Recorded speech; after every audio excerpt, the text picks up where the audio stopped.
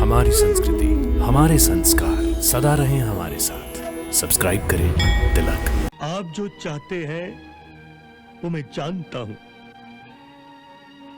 परंतु आप मुझसे ऐसी बात क्यों चाहते हैं जो मेरे लिए असंभव है?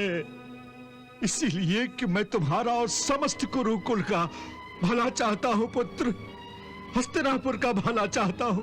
मेरी हार निश्चित है। आप सबने आज तक मेरा साथ दिया है। मैं चाहता था कि आपके सहयोग से मैं ये युद्ध जीत जाऊं और आप मेरे साथ विजय उत्सव मनाएं। परंतु मैं ये नहीं चाहता कि आप मेरे साथ पराजय की जंजीरों में बंधे। इसलिए मैं आप सबको इस युद्ध के बंधन से मुक्त करता हूं।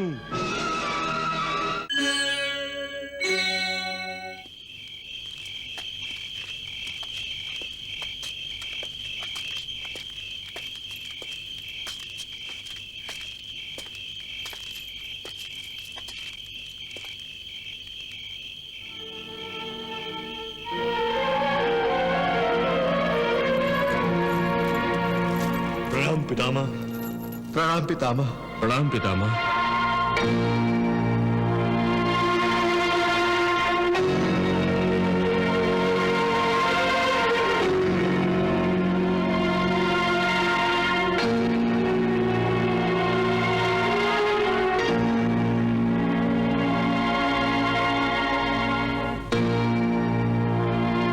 कल्याण हो पुत्र।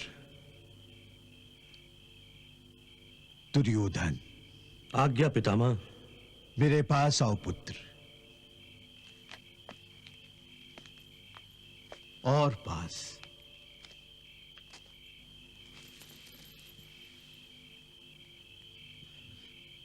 पुत्र दुर्योधन,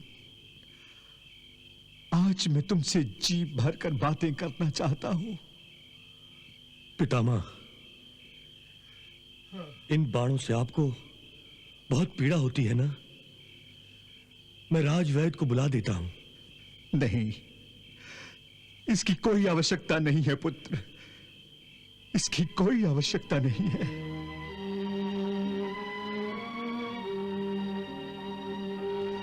दुर्योधन, तुमने सदा मेरे शरीर के घावों को देखा है, तुमने सदा ही मेरे घावों की चिंता की है, परंतु मेरे मन के घावों की तुमने कभी चिंता नहीं की। पांडवों में अभिमन्यु और घटोत्कच और कौरवों में स्वयं तुम्हारे पुत्र, भाइयों और बहनों की मृत्यु ने मेरे सीने को छलनी कर डाला है, छलनी कर डाला है। पुत्र दुर्योधन, तुम मेरे अपने हो, युधिष्ठिर भी मेरा अपना है, सभी कौरव मेरे अपने पुत्र हैं और सभी पांडव मेरे अपने हैं। अरे मैं तुम सबका पितामह हूं, मैं तुम्हारे पिता का भी पिता हूं, इसीलिए मैं तुम सबका भला चाहता हूं। पितामह, आप जो चाहते हैं वो मैं जानता हूं, परंतु आप मुझसे ऐसी बात क्यों चाहते हैं जो मेरे लिए असंभव है? इसीलिए कि मैं तुम्हारा और समस्त कुरुकुल का भला चाहता हूं पुत्र, हस्तिनापुर का भला चाहता हूं। मैं तुम्हें हठ धर्मी छोड़ने को कह रहा हूं पुत्र। ये युद्ध रोक दो पुत्र, इसी में तुम सबकी भलाई है। तुम इस युद्ध को समाप्त करने की घोषणा कर दो। अर्थात मैं उन योद्धाओं का अपमान करूं जिन्होंने मेरे लिए युद्ध भूमि पर अपने प्राणों का बलिदान किया है। नहीं पितामह, ये नहीं हो सकता, कदापि नहीं हो सकता। मृत्यु तो एक दिन आनी है पितामह। पितामह, मैं अब ये युद्ध रोकने की घोषणा करता हूं, तो मैं अपनी मृत्यु को कुछ दिनों के लिए अवश्य टाल दूंगा, परंतु आज नहीं तो कल मरकर जब परलोक में पहुंच जाऊंगा तो उन योद्धाओं को क्या मुंह दिखाऊंगा, उनसे क्या कहूंगा कि मैं कायर हूं, मैं मृत्यु से भयभीत होकर हथियार डाल दिए थे।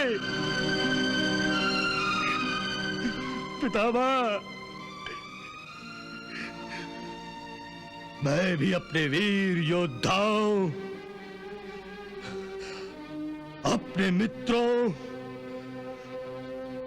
अपने भाइयों, अपने पुत्रों और अपने बहनों की तरह वीर गति प्राप्त करना चाहता हूं।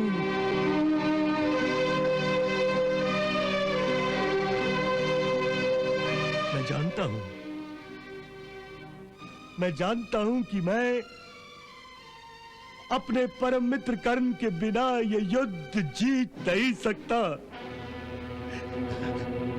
परंतु ये युद्ध अंत तक लड़ तो सकता हूं। जिन लोगों ने तुम्हारा साथ देते हुए मृत्यु को गले लगाया था, उन सबको अवश्य ही ये विश्वास था कि तुम युद्ध जीतोगे और तुम्हारे हित के लिए वो युद्ध करते हुए मारे गए थे। परंतु अब जबकि यह स्पष्ट हो गया है कि तुम यह युद्ध निश्चित रूप से हार जाओगे, ये जानते हुए भी यदि तुम अपने मित्रों, भाइयों और रिश्तेदारों को मृत्यु के घाट उतार दोगे, ये कहां का न्याय है? ये कहां का न्याय है पुत्र? पितामह, आपने ठीक ही कहा।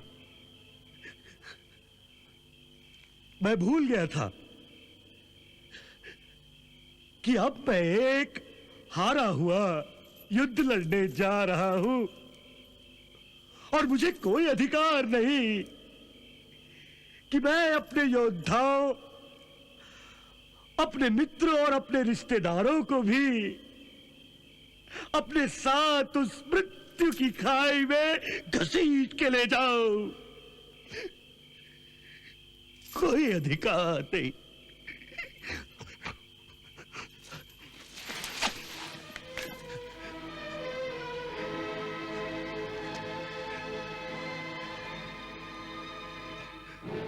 मित्र अश्वत्थामा, युवराज, मामा श्री गांधार नरेश, हाँ भांजे, मैं आपको बताना चाहता हूं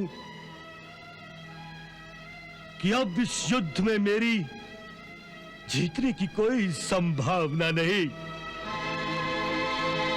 मेरी हार निश्चित है।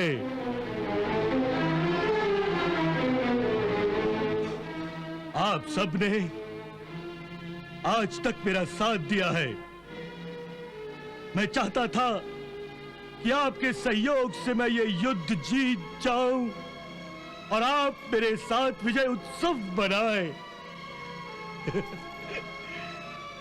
परंतु मैं ये नहीं चाहता कि आप मेरे साथ पराजय की जंजीरों में बंधे। इसलिए मैं आप सबको इस युद्ध के बंधन से मुक्त करता हूं। जाइए, मैं अपने हर वचन, हर सौगंध से आपको मुक्त करता हूं।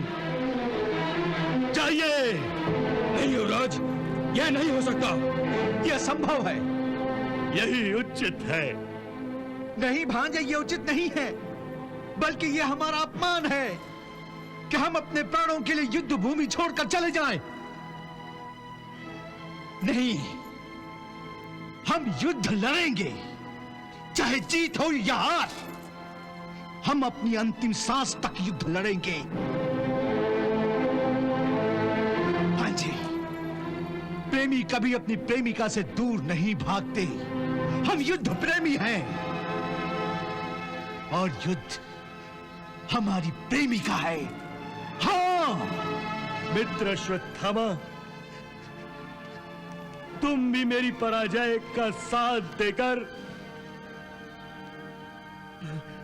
पराजय को अपने गले लगाना चाहते हो? नहीं युवराज,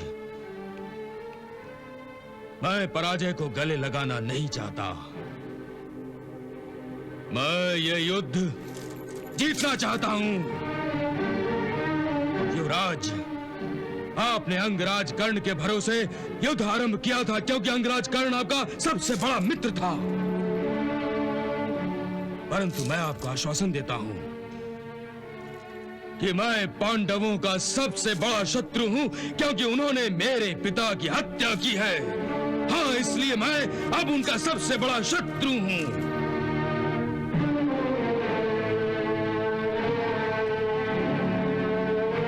युवराज, आप पितामह से कह दीजिए कि अब यह युद्ध पांडवों के साथ ही समाप्त होगा। पितामह, देखा आपने, ये है मेरे मित्र, ये है मेरे रिश्तेदार, जो मेरे साथ ही जिए और मेरे साथ ही मरने के लिए तैयार है।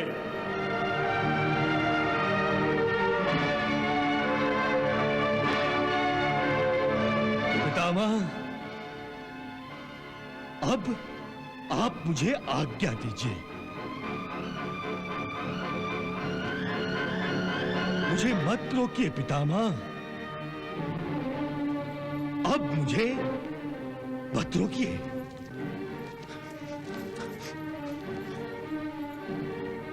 चलिए। प्रणाम पितामह। विनाश की आंधी में उड़ते हुए पत्तों को कोई कैसे रोक सकता है?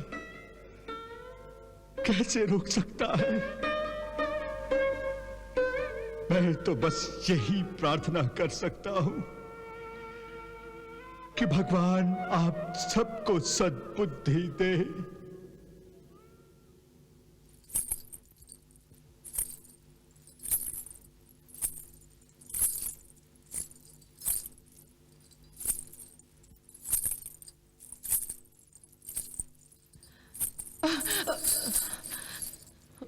महाराज,